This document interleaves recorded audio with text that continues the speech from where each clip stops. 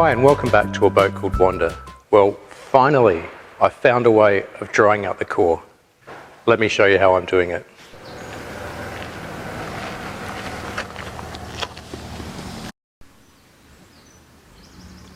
Yep, feels pretty dry to me. Now, of course, to get the core out of the boat and into the sun like that, there is the small problem of having to open up the deck and remove all of that core. Now, I had absolutely no intention of taking out the core at the start of this week, but somehow one thing led to another, and well, here I am. And as you can see, I've actually been really busy. Okay, so perhaps let's go back to where it all started.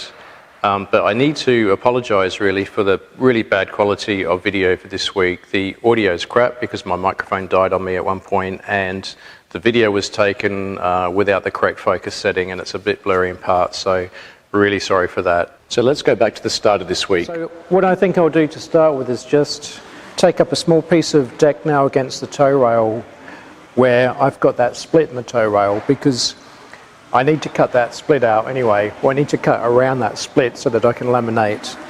So I think I'll do that now, and that'll give me a chance to see what the core's like down right under the tow rail. Check that it's as wet as it was where I was taking up the stanchion bases. And then once I've got that skin up, I can start to monitor whether or not the core starts to dry out with the top skin off. If it does, maybe it's just a matter of taking the skin off, letting it dry out, putting it back on, or relaminating. But if it doesn't dry out, then probably pull it all out, put new foam in. Okay, so let's start that now then. Okay, well the split is right here against the tow rail, so I won't be able to get my circular saw in here to cut out this skin. So I'll probably use the oscillating tool there. So there's a split, goes up to here. I'll just tape up this.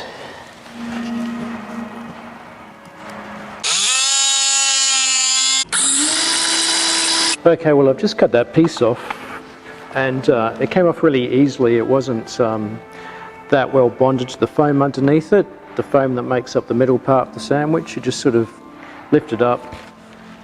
This part of it's really super bendy, and I can see on the other side that there's sort of the fibres in the fiberglass are starting to poke out, and they're all sort of soft, so I suspect that this is starting to delaminate.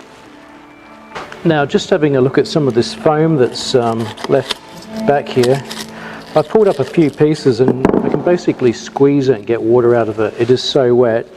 It's wet to the touch. On the surface I can feel that it's very damp, and then down the bottom where it meets the lower skin, it's just saturated, very saturated. So I think my idea of sort of drying it out by drawing hot air through the deck is an idea only, but I don't think it's going to work. I guess the nature of this foam, it's called closed cell foam, is that each cell is closed, so it's not really going to allow water or air to move through it freely. I guess the water comes into this and it's trapped and it just sits there, and probably so with air as well. It's probably quite difficult to get air to actually move through this material to dry it out. So I'm starting to come to the realization that I'm going to have to lift up this skin to dry it out properly, and that's a big job. Well, it's a big job for me. Bugger. Right, well I guess for today what I'll do is just take the rest of this foam out and just let it start to dry out. So I've taken care of this much of the boat. There's only another 10 metres each side, 20 metres to go. Not happy.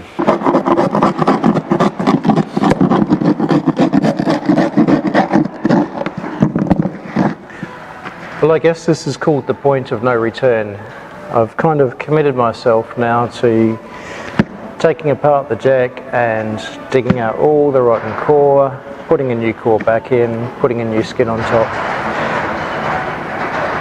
So just another major project to add the list of problems with Wanda. So I've just taken this piece off here. I'll give you a better look. This has actually got plywood along here, which is really saturated, as you can see. The Genoa track runs along here, and they put plywood where the Genoa track runs. So yeah, water's just got into that and made it pretty wet. It's also quite interesting, even like when I just put my finger and squeeze this foam, you can kind of see water pooling. So it really is, you know, well and truly saturated, and I don't think it ever really would have dried out. It's also sounded quite dull here when I was tapping it. It sounded like the skin had delaminated from this core, and so it was starting to get a bit spongy anyway. So basically I've got 3 pieces off at this stage. I've got this piece here, which I've just shown you, and then there's the other 2 pieces there along the deck, which is right against the toe rail where the split was. So that's been drying out for a couple of days. I'm just a little bit concerned about how much of this core I'm going to have to take off, and also I'm wondering if I can actually reuse it all. You can actually see this matting's kind of like, I don't know if it's just delaminated and it's starting to break down, or if perhaps there wasn't enough resin used when it was first laid up, but you can see it's all sort of coming apart here. So perhaps I can't reuse this piece. And that's bothering me a little bit as well, because if I can't reuse this, then I need to just lay everything up from scratch with new fiberglass, and yeah, I'm just wondering if I can actually realistically do that myself. Okay, well I've just about finished for the day, and it's nice and warm actually. I'm in a t-shirt and these overalls, and I'm actually pretty hot. So I'll dig up all this core material, the plywood and the foam, and then it'll dry out over the next few days. Now that I've started cutting skin off my deck, I don't know where to stop. It's actually quite a good feeling getting the skin off and getting all the rotten wood and foam out. And I kind of think, oh, this isn't too bad, but I keep forgetting, you know, taking everything apart, pulling old stuff out is the easy part. The difficult part is actually putting it all back together again in the end. So I need to keep reminding myself on that whenever I see another piece of core or skin that I want to take off. Anyway, this time I'm going to use my angle grinder with a cutting disc on to see how this goes. Hopefully I should get a really nice tight cut, and I guess I can just use this guard here to try and control the depth that I'm cutting to. Let's see how it goes.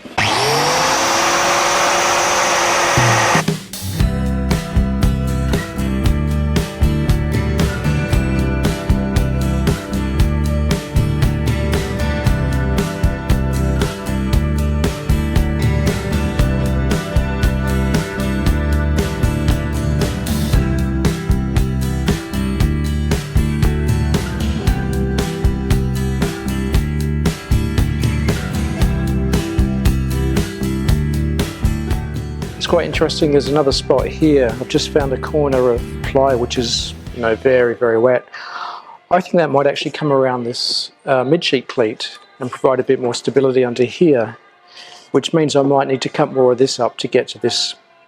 Okay, well I've been a little bit stuck. I've spent a lot of time trying to get this piece of plywood out from under the deck, or the core in the deck, around this midships cleat mount here. I'll show you what I mean.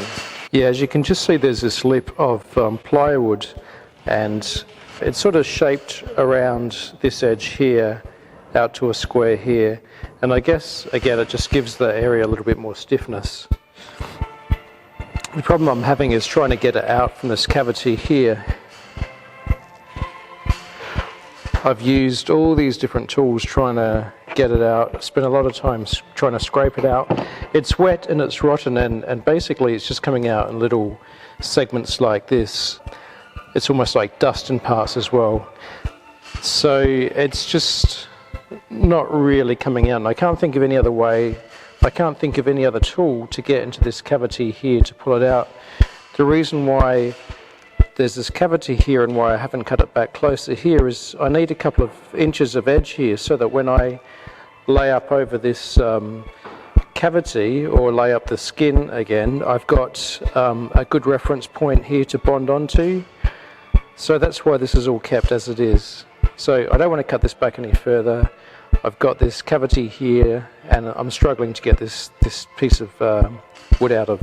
So I think the next step is for me to actually take the below skin off to expose the wood, and the way I'm going to do that is by going into the cabin and then actually cutting up the roof to get the bottom skin off, and in effect I'll actually will have a massive hole in my deck there, but I don't see any other way around this, so that's the way forwards. Okay, well I've just marked out my cutting area from the inside of the cabin. Before I start cutting into this, I think I'll just use a drill and drill up into the sort of corners of the cutting area to make sure that I'm drilling into the right sort of material. I expect to be drilling into that foam void. I just want to make sure that I've not cut over too close to the cap rail, because I don't want to start cutting into the material that makes up that sort of bulwark where the deck joins the hull. I'm a bit nervous about doing this actually. Anyway, I'll show you the cutout that I've got there. But basically it's just almost like a C-shaped piece. It's sort of comes around here, around there, back there, over here, up and across. So once I've cut this out, I should be able to get to that rotten plywood and scrape it out from the underside, and then I can make up a new piece of ply, sort of stick it up here, and then I'll need to re-laminate from the inside. Of course I'm working against gravity, so that's going to be a little bit more complex, but that's the plan anyway. So I'll just do that drilling now before I cut to confirm that that's all good.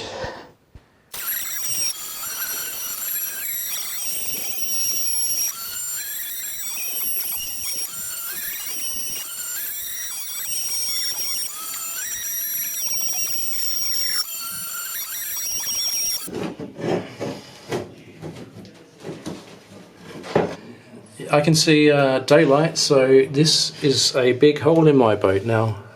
Yeah, one more hole to deal with.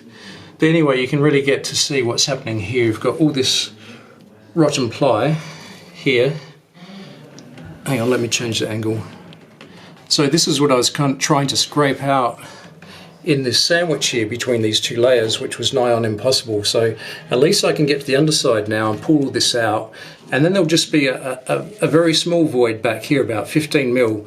Be very easy for me to get a hand tool or a hook or something and get that last bit out. So this is the right thing to do. I'm pleased I did it now. It's going to make it a lot easier.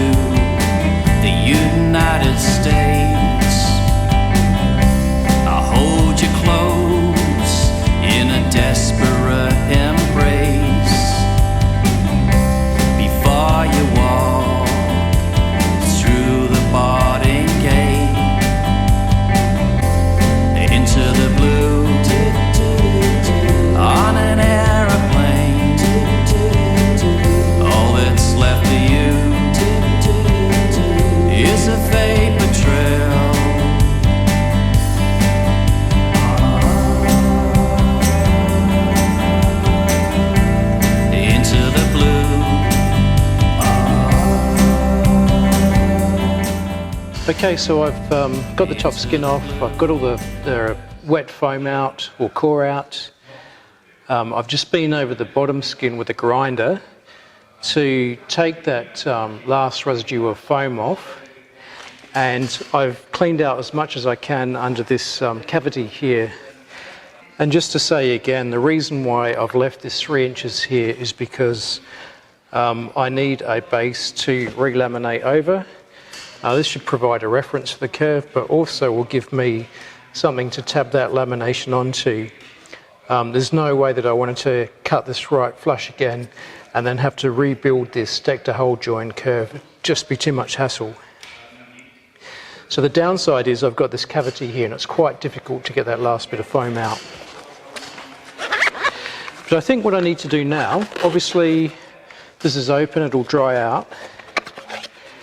I'll just do a check actually.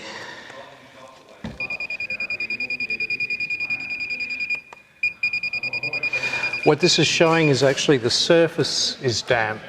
So we've had water sitting on this, and now the fiberglass has absorbed some of that water. So this needs to dry out. So that's actually the surface as well as depth.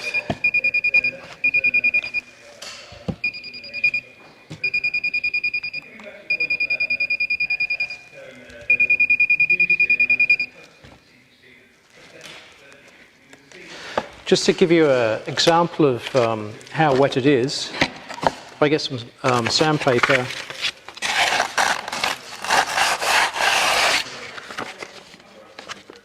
yeah, you can see how damp it is. So the problem I've got is right against this cavity, right in the corner. The whole area is still very wet, and so I don't think it's going to dry out without a bit more help. I think what I need to do is try and create a sealed area here where I can run hot air along this and try and get the hot air into that corner to dry it out faster. Something like a tunnel of hot wind. So I might try and put that together now. Well, as you can see here, I've got my tunnel of hot wind, and I'm pretty pleased with it so far. The only downside, as you can hear, it's freaking noisy. Let me switch it off first.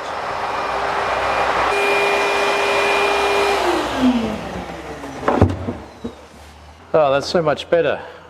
Well, that's really annoying. I've been running it for about an hour, and the noise is actually driving me a bit crazy. I think I need to get my headphones so I can listen to music or something. Anyway, let me show you how it works. I've just put a layer of very light plastic and sealed it down all along the deck where there's all those places where I've removed the deck skin and then taken out the core. Then I've hooked up my shop vac using the blower. So the blower is connected up to this tube, which is then fixed to one end of this sort of tunnel that I've made with all this plastic. Now on the side here is this roll which I'm using to hold part of this plastic open because there's too much force of wind shooting down here. So you need to open up an entrance on the side for air to come through and equalize the pressure. So in fact, this is actually acting as a venturi, which is great because what I've been able to do is just hook up my heat gun here to blow straight into this venturi. So the venturi is actually sucking air through this way past the heat gun. Now obviously I need to be very careful using that heat gun in this way, but I've got it switched down to pretty much the lower setting. It's probably pushing through air about 50 or 60 degrees. And because of that venturi there's a lot of air moving past the heat gun, so the heat gun's not getting enough chance to get really hot. Obviously I've just taped it to the deck, so I do need to be mindful about how that's working. Now down this end of the tunnel, furthest away from the vacuum, I've got a temperature sensor. Now this temperature sensor is controlling the power to the heat gun I've got all the way down the other end. So basically I've got my temperature sensor down this end. The vacuum's pushing air down through the tunnel. Once it drops below 27 degrees, the control unit then switches on the power to the heat gun. The heat gun's blowing hot air into that venturi, and then we get warm air coming down the tunnel. At the moment, I guess the heat gun's running for about 2 minutes every 5 minutes, so 3 minutes off, 2 minutes on. So, that's fine. It's designed to run that way. The shop vac can run almost continuously. I've taken out the additional bag in there, so there's less drag on the air, so there's less drag on the motor. It's just blowing air through basically without any resistance. Okay, so let's fire it up and see how it works. Okay, it's been running for about 5 minutes now, so it's got the temperature up and it's keeping the temperature between 26 and 27. So finally, down this end, I've got just a little temperature and humidity tester gauge. So the temperature's saying 26, the control unit's saying 27, so that's fine. But the good thing is the humidity now is 28%. So when I measured this room at resting temperature, it was 50%. So this tunnel has taken the air inside it from 50% humidity down to 28% humidity. So what's that? It's dropped it by 22%. So hopefully that will really help dry this out. Hopefully I'll get this warm, dry air right into all of those corners that are hard to get to, that are really damp, and allow that bottom fiberglass skin to really dry out, so that I can then epoxy down a new core and then relaminate the whole area. I can't do that until this dries out properly. So I'll probably let this run for quite a few hours every day I'm here for next week. Well, thanks for watching. I think I'll leave the update at this point. And I think over the next few days I'll start to do the same to the other side, to the starboard side of the deck, and start looking at sourcing core materials, laminate, etc. Okay, I'll see you next week.